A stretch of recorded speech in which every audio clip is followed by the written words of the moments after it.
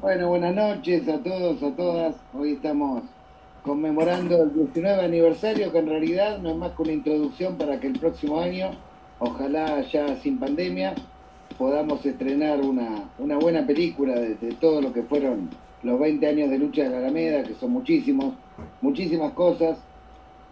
Hay compañeros de todas las generaciones que han participado de la Alameda hoy aquí. Nosotros le tenemos una pequeña sorpresa, pequeña simplemente, introductoria a lo que vamos a hacer el año que viene, que es un videíto de unos 20 minutos con unas 350 imágenes. Hay muchísimas más, por supuesto, pero teníamos que tratar de escoger por ahí las más significativas de los primeros 19 años. Pero antes de pasarlo y después darle la palabra a las compañeras y compañeros de las distintas generaciones de la Alameda, quería comentarles algunos datos sobre los primeros 10 años, porque por ahí la mayoría acá nos visibiliza desde el trabajo con la CGT, que comenzó orgánicamente en el 2013, o nos visibiliza desde que fuimos legisladores en la ciudad de Buenos Aires, o desde que armamos la 21F, pero hay una historia muy, muy rica, digamos, atrás, de una organización que nació, no sé si todos saben, pero la Alameda nace de la Asamblea Barrial de Parque Avellaneda el 19 y 20 de diciembre del 2001, obviamente tirando piedra contra el ajuste neoliberal, luchando con todas las asambleas en lo que era la Interbarrial de Parque Centenario y participando también activamente con el movimiento obrero en el movimiento de fábricas recuperadas. No solamente participábamos, sino que además la Alameda era la responsable de la edición de un periódico en aquel momento que se llamaba Ocupar, Resistir y Producir. También en los primeros 6 meses de la Alameda, que en realidad nace nuestra organización el 19 y 20 de diciembre, por eso la cooperativa se llama 20 de diciembre, nosotros le ponemos como fecha inaugural a la Alameda el 8 de junio, porque el 8 de junio es el día que se recupera ese bar que había sido comprado de manera fraudulenta por la Liga de Rematadores en un negocio vil, que los vecinos estaban preocupados, un sector importante del vecindario, y porque por otra parte la Asamblea venía reclamando un predio hace mucho tiempo porque el medio año de existencia previa habíamos tenido una olla popular que funcionaba en el parque, que era cada vez más creciente, y claramente venía el invierno y la intemperie era una situación muy problemática. Por lo tanto, la recuperación de la Alameda fue el 8 de junio, un día como hoy. A partir de ahí se recuperaron cerca de 23 predios en diferentes puntos de la capital por las asambleas. La Alameda fue la primera.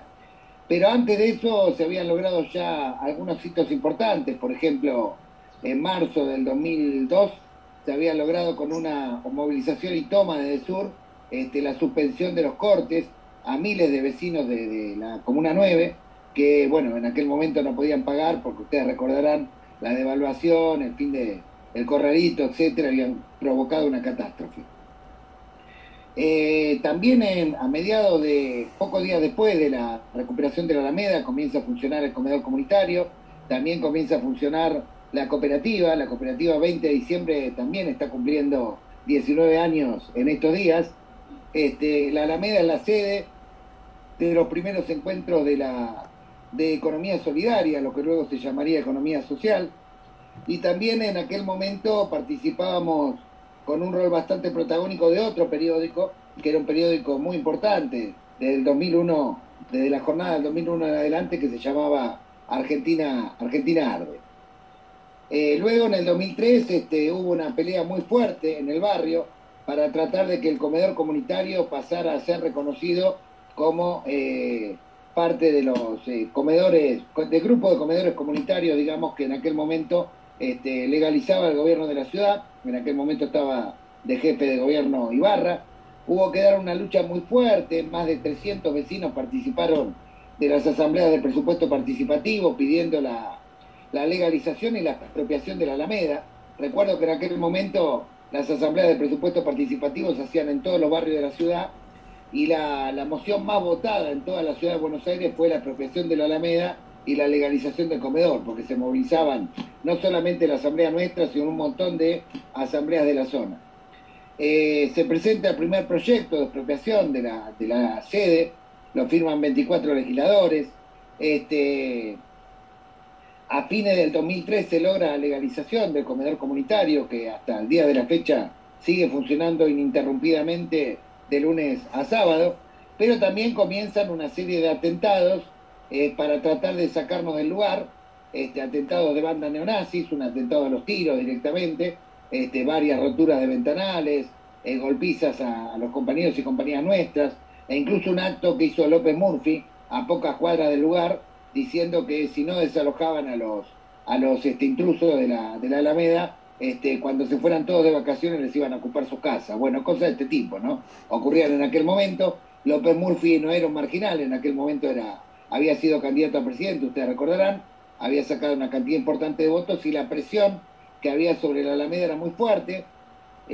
También en el 2013 recuerdo una marcha de unas 6, 7 cuadras contra la banda neonazi. Finalmente logramos ubicar dónde estaban algunos de los que hacían atentados, fuimos a la casa. Hubo una marcha bastante importante en aquel momento. Bueno, luego en el 2004 es cuando logramos que se apruebe el primer proyecto de manos a la obra.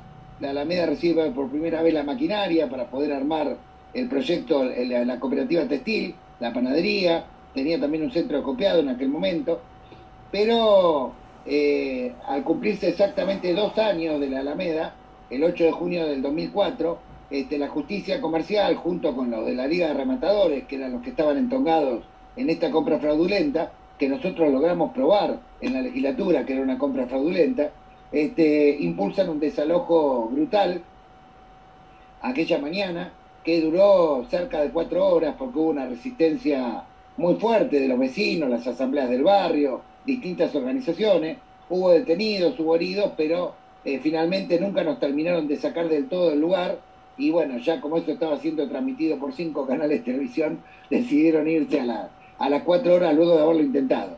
A la semana siguiente, el 16 de junio del 2004, se vota la expropiación de la Alameda por un margen muy ajustado de 27 a 25 votos, pero a la semana siguiente Ibarra, que tenía algunos negocios con la Liga de Rematadores, anuncia el veto a la ley de expropiación, y ahí viene el momento quizá más oscuro, incluso más oscuro que el desalojo, porque habíamos quedado en una especie de limbo jurídico.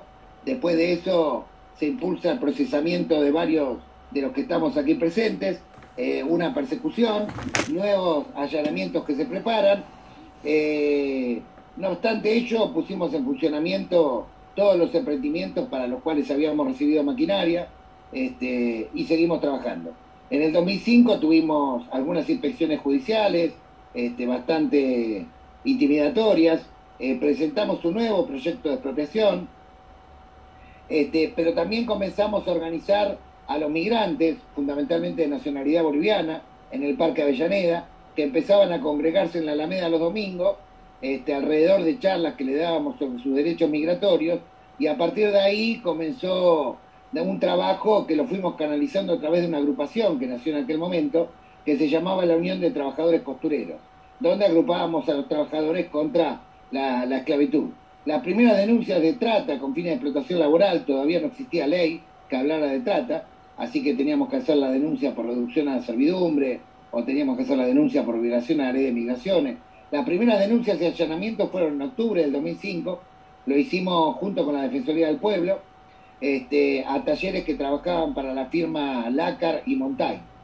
Poquitos días después descubrimos los talleres donde cosían la ropa para la princesa Máxima Zorrigueta de Holanda.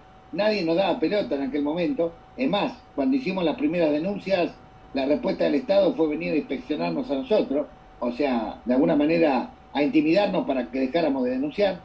Pero bueno, toda esta situación en la que estábamos en la semiclandestinidad cesó a partir de un hecho trágico que fue en marzo del 2006, que fue el incendio del taller de Luis Viale en Caballito, donde murieron 6 jóvenes, menores, algunos de ellos, y a partir de ahí se visibilizó en todos los medios nacionales que la única organización que venía denunciando la trata, el trabajo esclavo en los talleres clandestinos era justamente la Alameda, y lo venía haciendo ya no sola, sino también con gente que denunciaba desde el área de migraciones, gente que denunciaba desde el área de trabajo, gente que denunciaba desde la Defensoría, con lo cual se empezó a formar un movimiento, y además de la agrupación Unión de Trabajadores Costureros, se creó un periódico que se llamaba 8 Horas Punto, 8 horas punto era el título porque justamente resumía nuestra reivindicación principal, que la gente trabajara según convenio y trabajara 8 horas. También en el 2006 tuvimos un feroz ataque de cerca de 3.000 talleristas rodeando la Alameda, tratando de quemarla. Gracias a la Defensoría que pidió protección en aquel momento, no fueron ceniza, pero empezó de alguna manera un movimiento fuerte, digamos, de los talleristas para tratar de acallar las denuncias que hacía la Alameda. En el año 2006 se denunciaron más de 70 marcas por basar su producción en el trabajo esclavo y avanza en la legislatura un segundo proyecto de expropiación que se había presentado.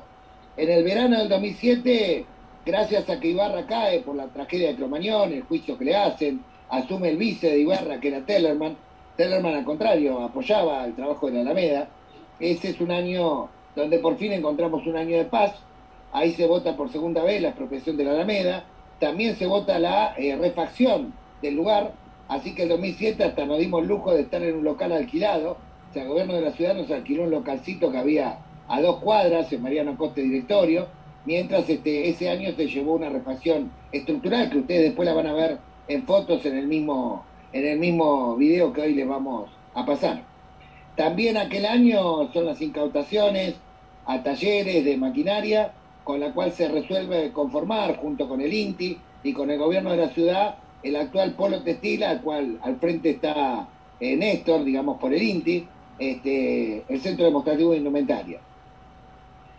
Bueno, en el 2008 comienzan las primeras denuncias por trata sexual, también comienzan las primeras denuncias por trabajo esclavo infantil en el ámbito rural, y ahí viene algo clave, porque de alguna manera, como las presiones, los atentados cada vez eran más heavy, ahí fue el encuentro, digamos, con el cardenal Bergoglio, que venía hablando de estos temas. Ahí también lo conocimos después, pocos días después, al padre Mario Videla, que hoy forma parte de las filas de la Alameda. Y bueno, y a partir de ahí empezamos a caminar junto con el padre Bergoglio, porque él también de alguna manera con la red Causá y con otras redes impulsaba también la lucha contra la trata, y él estuvo muy de acuerdo en hacer misas para visibilizar la cuestión de la trata de personas, para tratar de proteger a las víctimas y tratar de participar en un conjunto de actividades vinculadas a esa temática. Así que en el 2008 en la parroquia de los migrantes se hace la primera misa a favor de las víctimas de trata, se la hace junto con los costureros del MTE. Nosotros desde el 2008 hasta el 2011 trabajamos estrechamente con los costureros del MTE que dirigía Juan Grabois. Por eso las misas contra la trata siempre participa el MTE y la Alameda, porque es el sello de origen. Bueno, en el 2009 ya teníamos un poco más de protección y logramos algunos hitos importantes: el cierre de las casitas de Río Gallego, el desbaratamiento de los prostíbulos de los dueños de Cromañón. Se impulsó una campaña contra el trabajo infantil a partir de denuncias muy fuertes que hubo en avícolas como Nuestra Huella y también en los campos de Mendoza. Y ahí empezaron a fin del 2009 las primeras reuniones para constituir la segunda Alameda, que fue la Alameda de Mar del Plata, cuyos compañeros todavía aquí están presentes. También en el 2009 hubo un hecho importante y eso quedó registrado en la historia y en los diarios incluso del mundo. Fue el primer bautismo fue el bautismo que hizo Jorge Bergoglio a hijas de costureras de la Alameda. Olga, creo que está aquí presente también. En el 2010 se lograron allanamientos masivos en prostíbulos de Mar del Plata, se denunciaron más de 400. También se lograron denuncias importantes por trabajo esclavo en la zona de Batán, Sierra de los Padres.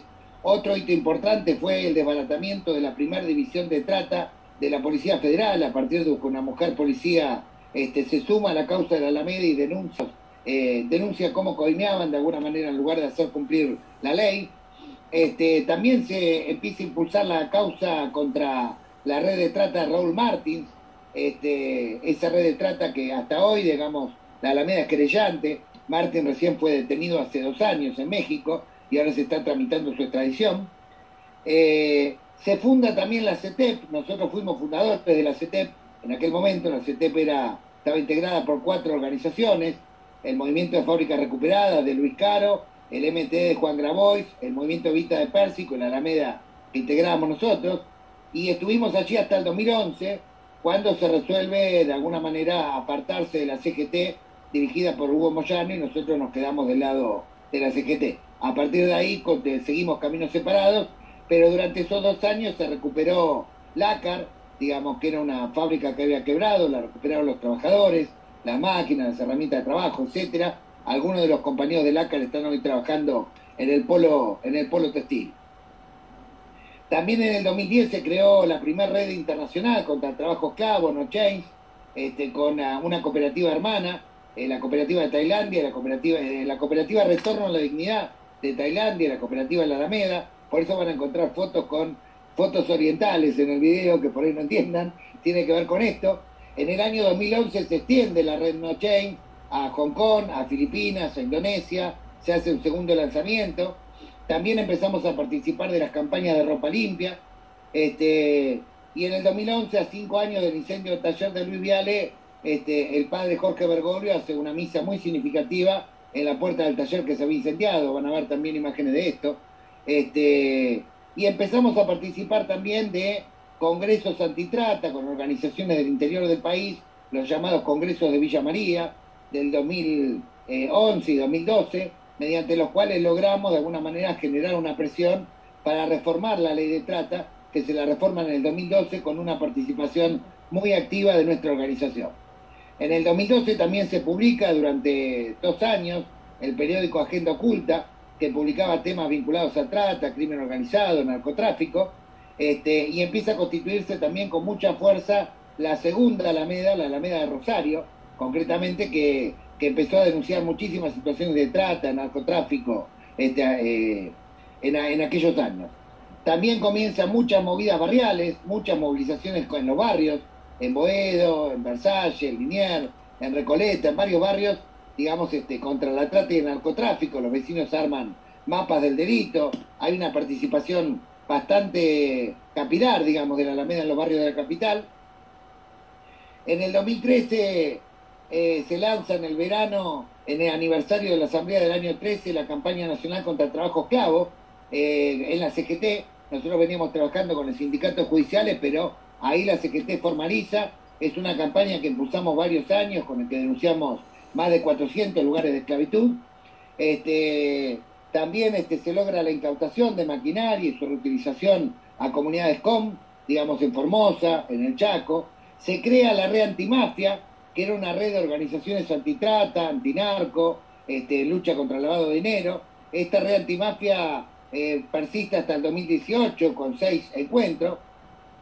En ese año soy electo legislador por UNEN, voy en representación de la Alameda, encabezando la lista de legisladores, y empezamos con la primera participación en coloquios de la Academia Pontificia, porque el padre Jorge Bergoglio nos acompañaba, se había convertido en papa, y por supuesto eso le dio un impulso extraordinario a todo el trabajo que hizo la Alameda luego. Y acá me freno, porque de alguna manera es como la prehistoria. Yo creo que la mayoría ya conoce que nosotros en la legislatura donábamos el sueldo, que impulsamos el cierre del prostíbulo, que denunciamos muchos hechos de corrupción del macrismo, que logramos frenar los parquímetros, bueno, un montón de cuestiones, que para eso incluso hay un libro que salió publicado al final de la legislatura. También se conoce bastante lo que hizo la Alameda con camioneros en todos esos años, fundamentalmente lo que hicimos con Maxi, está en la película del 21F, la creación, de alguna manera, el impulso de lo que fue el 21F, y lo que estamos haciendo hoy en el Comité Ejecutivo de Lucha contra la Trata, y un montón de cuestiones internacionales. Simplemente quería repasar los hechos más viejos por ahí, porque no hay tantos sobrevivientes de esos hechos. Hay algunos aquí, por ejemplo, compañero Sacha, que es delegado de comercio, en algún momento fue uno de los principales impulsores de la Unión de Trabajadores Costureros. Rogelio fue uno de los más consecuentes sostenedores del comedor en las situaciones de más extrema precariedad e incluso actividad. Hay algunos que fueron presos acá por la Alameda, otros que fueron golpeados. Bueno, en fin, me parece que es una historia muy buena, tiene muchos planos para analizar: el plano social, el plano comunitario, el plano político, el plano religioso. Creo que cuando hagamos la película va a ser larga, ojalá la podamos hacer para el próximo año. Ya nos pusimos a trabajar para eso. Esto es solamente un pequeño aperitivo, y ojalá podamos verla presencialmente, ¿no? Ojalá termine esta pandemia, podamos encontrarnos y podamos abrazarnos como cuando festejamos 10 años, como cuando festejamos 15. Bueno, dicho esto, como introducción para los más nuevos de alguna manera, les presentamos este videíto y después dejamos que hablen los más veteranos.